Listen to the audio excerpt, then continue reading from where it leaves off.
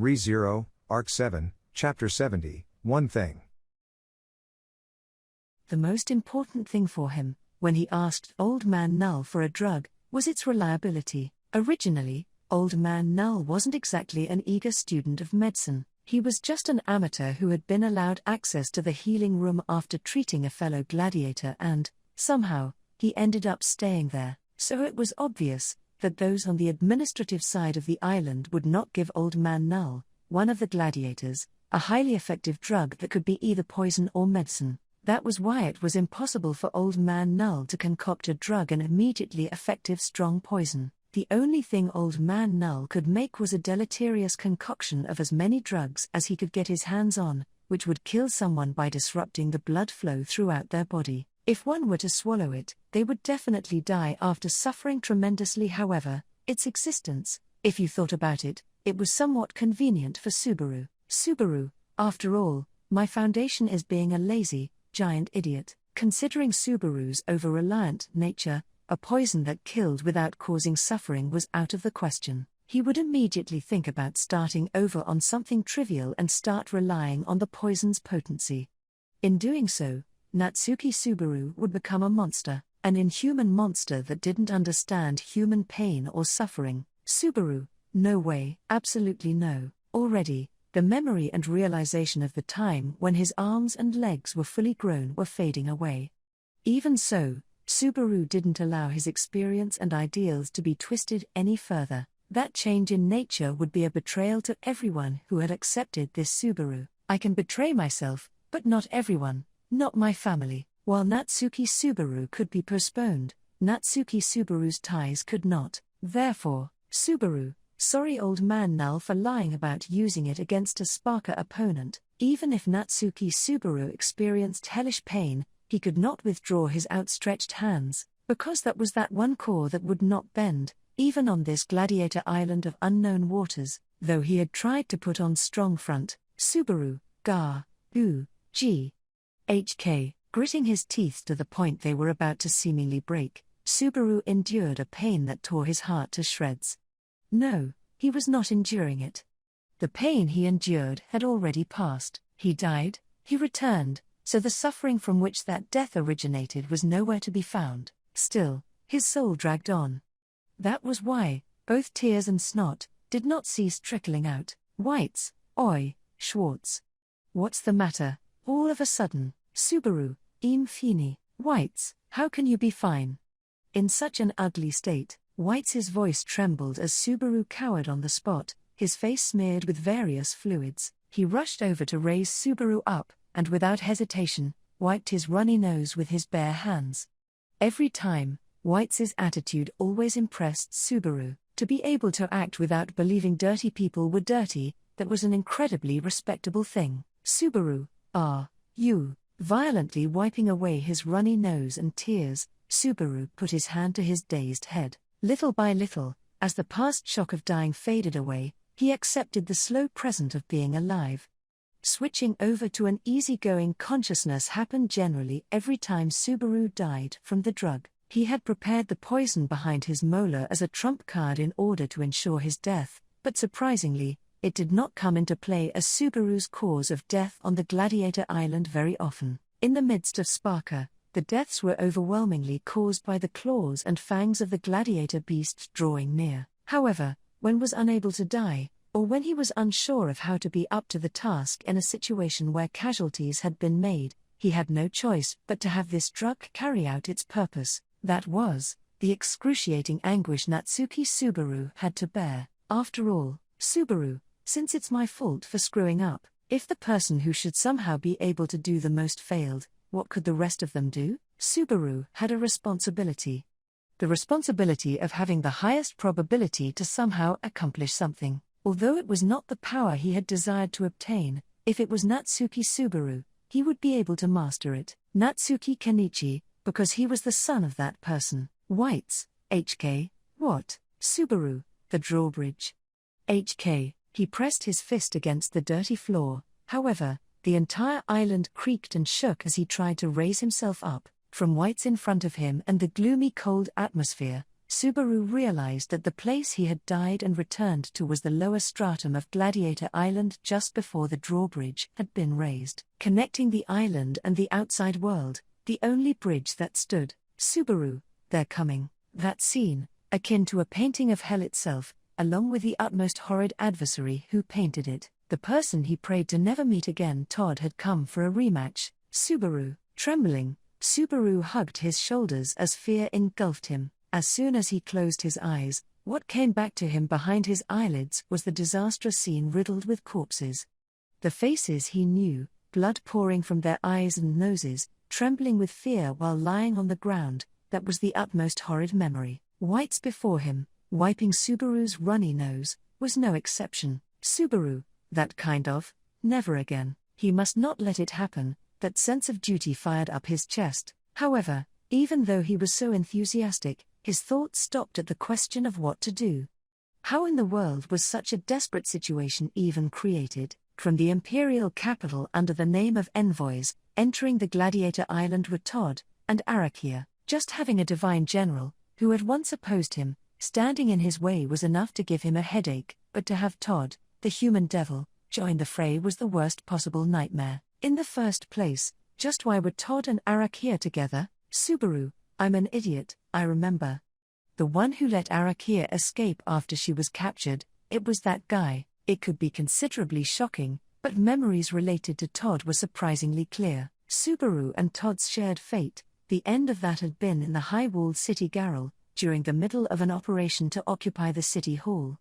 When Subaru, dressed as a woman, had interacted with him, that had been the end of it. After that, the rampaging Arakia was done away with by Priscilla, clad in crimson. Then Arakia, who should have been captured, was released by somebody who Subaru suspected to be Todd. If they were together now, it appeared that his guess had not been incorrect. Subaru, damn it, even though you said you wanted to go back to your fiancé, why are you here? If you quietly returned to your hometown. That big lying bastard, even if he groaned about the discrepancy in that promise, it was not like it would make Todd disappear. Though he understood this, he had to let out his pent-up anger at least once. After doing that, he inhaled a deep breath, exhaled, inhaled, exhaled, and then, Whites, the next victim of Sparker? Subaru, not necessarily. Whites, can you help me out a little? Whites. Did you forget what I said just now? The tattoo on Whites' face contorted as Subaru heard this, feeling the tremors under his feet, the words Whites had said at this time. Subaru's head was in a panic because of the aftermath of the drug, but he remembered them because they had a great impact. Subaru, just lending strength, right? So please, lend me your strength, Whites, as long as you get it, it's fine. So, what do you want me to do? Naturally, they were going to see the next gladiator candidates come across the drawbridge. He was thinking that would have been suggested, but Whites, with his arms crossed, switched quickly. That strong sense of duty, and the rule he once decided for himself which he obstinately abided by, were truly helpful, with great appreciation for Whites' personality. Subaru, just a little is fine.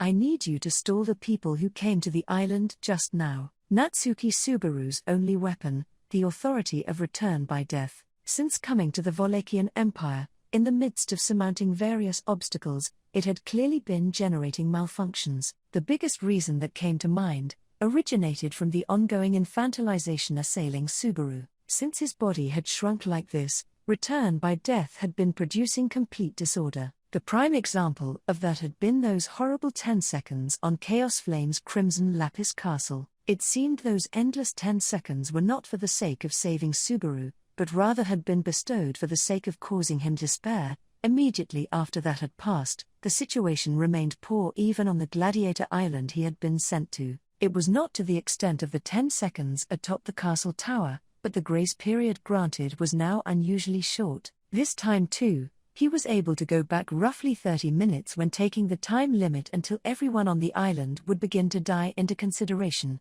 The time became even shorter. In other words, Subaru had to overwrite this situation in under 30 minutes. For that purpose, Subaru, first, I need time to think. Remember what just happened. He depended on Whites, who had powerfully declared he would undertake that request of him to delay the arriving envoys from passing through. However, he had also said that there would be no strategy involving Whites himself going on a rampage. The reason was simple: even if Whites went on a rampage, should Arakia be there, he would be stopped in an instant. Furthermore, if Todd was there, Whites would be mercilessly killed. Both of those were events Subaru wanted to avoid. Subaru, everyone, they bled from their faces as they died. Poison gas? Some sort of magic? He was in the middle of revealing that he intended on escaping from Gladiator Island. Hyan and Whites, then Idra all collapsed one after the other. Tanza too had been no exception to that. Together, everyone died the same way, he thought. Probably, there had been no mistake there. If it meant that the cause of death had been the same, then the other gladiators who had fallen were also. That was not right. Subaru, the guards, they were also part of those who had died. If he properly remembered the events that had occurred, there were really no exceptions in that hell. Unable to think straight at the time, he had not checked to see if the gladiator beasts in the cages were still alive, but at least all the humans, without exception, had died. That was not right either. There had been exceptions: Subaru, me, and Todd. Indeed, without dying, only Subaru and Todd had met face to face on the island. However, though he did not die, he still felt the pain of almost dying, and just like everyone else, the phenomenon of blood streaming out his face had also occurred within Subaru. Todd did not seem to be like that, since it was difficult to imagine he would be able to casually endure that. It was sure Todd had not been subject to those means of dying. Subaru, if it's poison gas, did Todd take an antidote before coming here or something? If it's some kind of magic, was it Arakia who used it?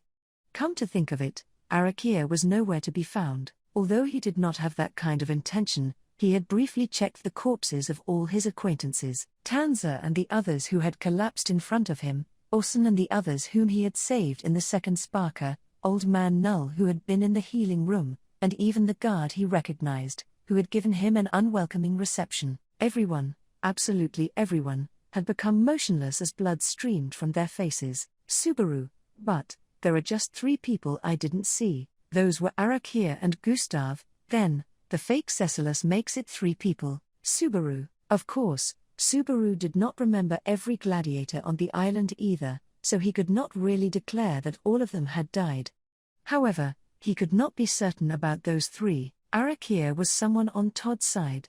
Since she was an ally of Todd, who was probably the mastermind behind the massacre, it was only natural that she would not have died in the massacre. However, just what had happened to the other 2, Gustav, the chief of the island who held the position of governor, and the fake Cecillus, the enigmatic and suspicious juvenile? Even on this gladiator island, those 2 were in special positions. Subaru, indeed, just as he remembered these 2 special people, a bolt of lightning suddenly ran through Subaru's mind. The massacre that had occurred on the island, he suspected that it had been brought about through the means of magic or poison gas. However, while it was a feeble possibility, there was one more thing that came to mind. That was something which only had a large influence on this gladiator island. It was the curse rule. The gladiator island Jinnenhive's gladiators were shackled by the binds of an unseen impairment. The curse rule, if disobeyed, would even put one's life in peril. The prospects of its candidacy were rising.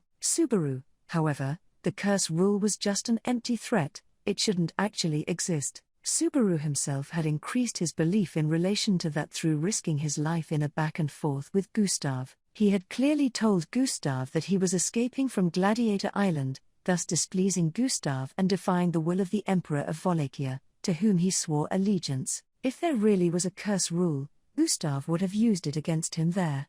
If he did not make an example of Subaru with it, the Gladiator Island's order would crumble. If he circulated the fact of there being no curse rule, it would be a rather major incident involving the gladiators rioting. Subaru, no matter how much Gustav-san doesn't want us to die, it wouldn't be logical to bend on there.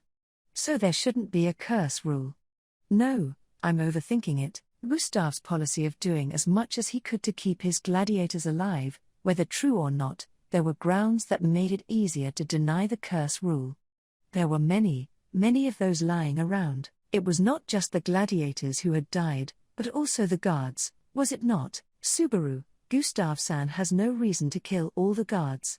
If you put it that way, there's also no reason for him to kill all the gladiators out of nowhere. The more he thought about it, the more Gustav's intention seemed unrelated to the massacre. If that were the case, narrowing down the reasoning to backtrack to the initial two options, either the mastermind Todd had scattered poison gas, or cooperating with Arakia, had used some outrageous magic. However, both of these had the exact same problem. Subaru, why was the effect so weak on just me? Excluding Todd, who would have taken precautions beforehand, Subaru had been the only one with trivial symptoms. What was it about Subaru that had made him alone different from everyone else who had died? Was it because he was a child? No, Tanza had died. A difference in what he had done before? No, whites had died. Did race make a difference? No, Hyan and Idra had both died together. Because he was from another world? Because he had spent time in the kingdom? Because he had a contractual relationship with a supercute spirit? Because he was continuously stalked by a witch? Because he was infantilized into a smaller body? What else? What else? What else? What else? What else? What else was there? Only Subaru. What was different from everyone else? Something had been. Subaru, what is that? Question mark. Oh, Basu, is something troubling you? Subaru, whoa. A voice came from behind Subaru, who had been frantically racking his brain to search for possibilities. Because it was so sudden, and because he had erased the possibility of the speaker from his mind, Subaru, who had screamed, turned around with eyes wide open. Behind Subaru, walking with his hands in the sleeves of his kimono, was the fake Cecillus. Subaru blinked his eyes in surprise several times at that attitude, carefree as always. Subaru, see Ceci? Cecillus, yes, that's correct, but what's up with that reaction? You look as if me being here is an earth-shatteringly outrageous development. It's true that I'm the leading actor of this world, so I can understand why you might feel daunted, but my intention was just to spend my time close to Basu at a distance where I can talk to you and touch you, you know? In this way, the fake Cecillus, approaching from in front of him, looked down into Subaru's face at close enough of a distance that he could almost feel his breath on his face. At that unchanging attitude and gesture, Subaru involuntarily backed away. Just then, from the Subaru's side, the fake Cecillus quietly looked at the view below from next to the ascending Subaru. He got a view of the already submerged drawbridge. Cecillus, it seems that the Imperial carriage wasn't carrying participants for the next Sparker, but even more separate guests. That's what everyone on the island was talking about. Subaru, they seem to be emissaries from the Imperial capital. I don't know what they came here for though. Cecillus, when it comes to emissaries from the Imperial capital, I can imagine that they came to inform us about the situation outside, or to make preparations concerning the next show. As you want to leave this place, Basu, wouldn't that be good news for you? Subaru, I'm not gonna deny it. Subaru curtly responded to the fake Cecillus, who was looking at the surface of the lake, sheltering his eyes with his hand. Frankly, this unforeseen encounter with the fake Cecillus had Subaru unsure of how to behave toward him. He did not believe that the fake Cecillus committed the massacre along with Todd and Arakia, but it was true that he, who supposedly should have been the most feared gladiator on Gladiator Island, had vanished in the midst of the massacre. Subaru, though for me too, it's questionable whether my eyes were working properly. In such a horrific situation, by no means could he be said to have been mentally stable. Even so, if someone had competed or battled within the island, it would have been impossible for them to fail to hear it. That was why, back then, if thought about what had become of the fake Cecillus. Subaru, did he die somewhere I couldn't see him? Was he not on the island?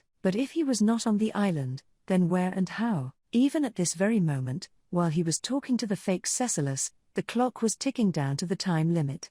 Until that absurd eventuality, even though the fake Cecillus had no time to spare either. Cecillus, you're not gonna deny it. But your face says that you're worried about other things, you know. He thought, but Subaru got nowhere, and the fake Cecillus instinctively picked at his ambiguous words. It was probably just guesswork, and not something like a reading of Subaru's expression, speech, or conduct. It was intuition. That he had reeled in the correct interpretation was something that guys like the fake Cecillus were capable of. Since a handful of those kinds of monsters were crowding this world, Subaru's resolve came into question. That would not lose, that he must not lose, that resolve. Subaru, Ceci, something terrible is about to happen on the island. Probably, those guys from the imperial capital are responsible. I can't tell you the details, but, Cecillus, judging from the seriousness of the situation, it would also be horrifying to even put into words. The inescapable situation of that little dear girl and the people of Basu's unit. No, was it more like a certain death kind of feeling? Subaru, HK, Cecillus, well, Basu's striking response has a rather nice mood to it. However, is that so? I'm delighted that there are finally signs of things happening. I was so tired of waiting that I was about to die. Laughing with his mouth open, the fake Cecillus cheerfully stomped his feet, taken aback by the reaction, which was as if he were warmly welcoming trouble. Then, while Subaru bared his teeth, he rushed to shorten the distance between himself and the other party. Subaru, Ceci. It's not a joke. Everyone is in trouble. Cecillus, that is more gravitas. It is wonderful if you're not joking. I'd welcome it, since it'd be souring to be told that everything was just thinking too much of a made-up story here. Crisis, predicament, and hardship. A great relief. Subaru, HK, Cecillus, or could it be, did you truly think I would unconditionally take your side, Basu? When Subaru complained that Cecillus could not understand the gravity of the situation, Cecillus lowered his voice.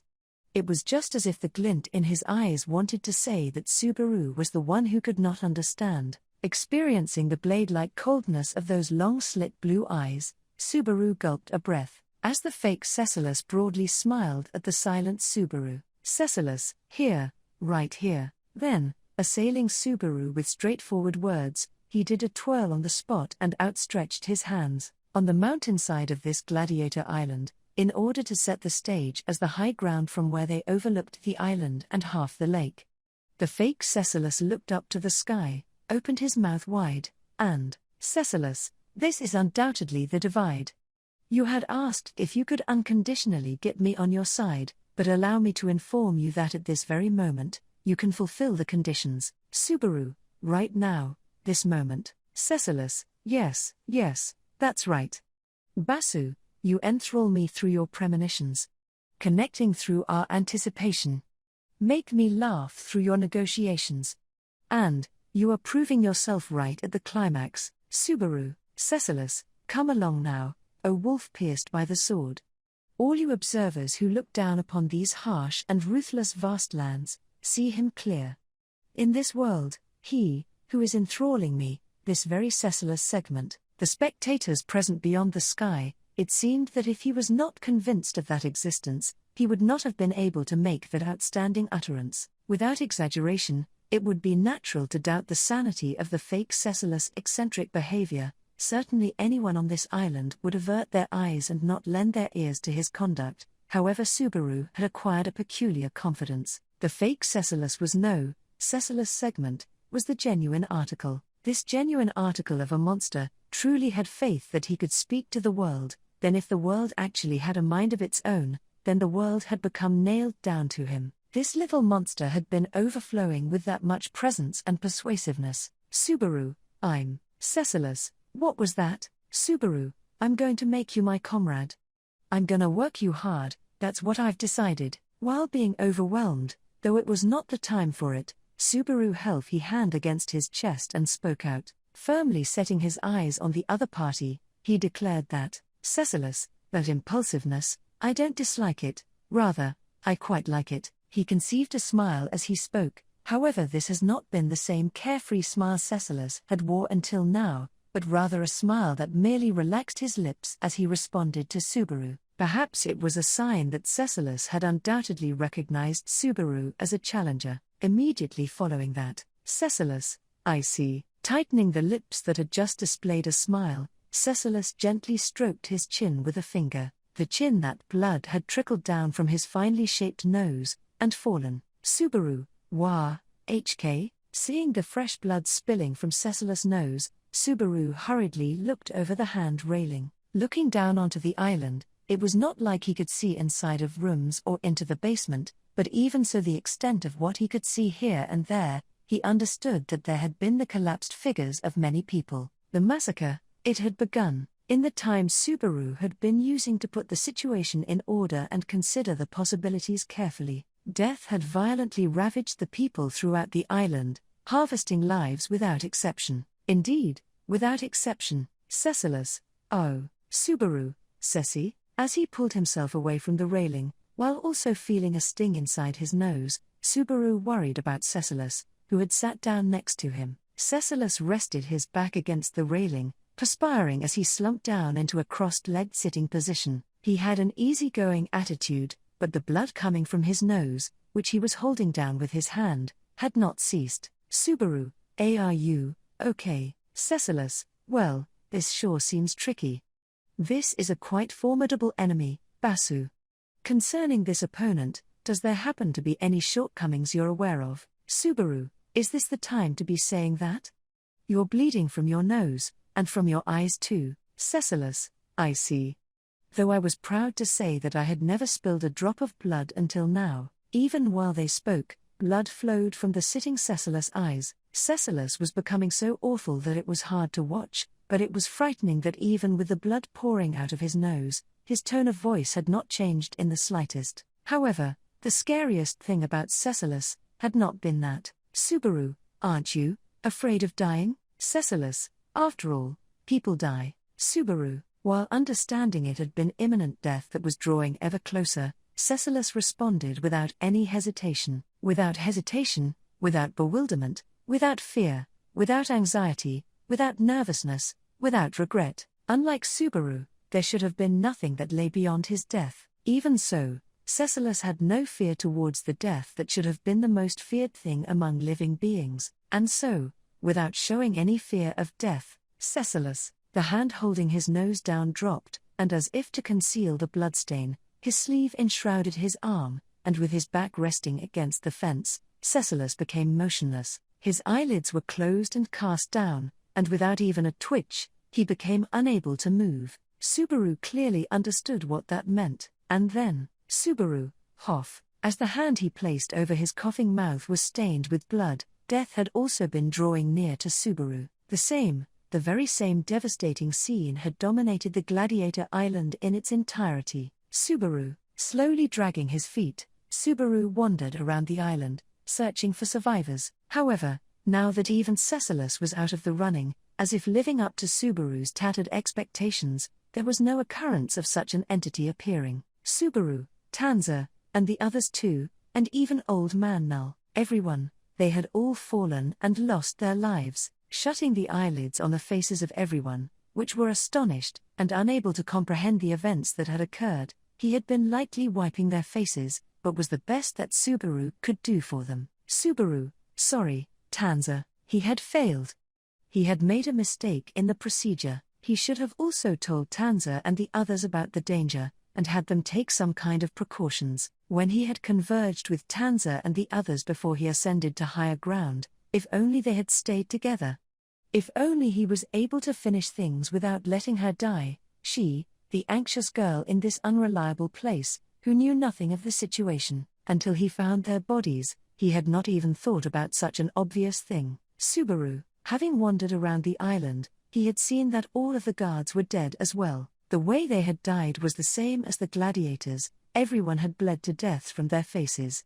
Along that way, he went to go see the cages where the gladiator beasts were locked up. Subaru saw that they too had all died. They had been collapsed in their cages, bleeding from their eyes and noses, having died in the same way that the humans had. Subaru, I guess that means I'm more durable. In a state of almost dying, he made a joke that the lifeless gladiator beasts did not laugh at. It was hard to breathe because his nose was completely blocked by blood.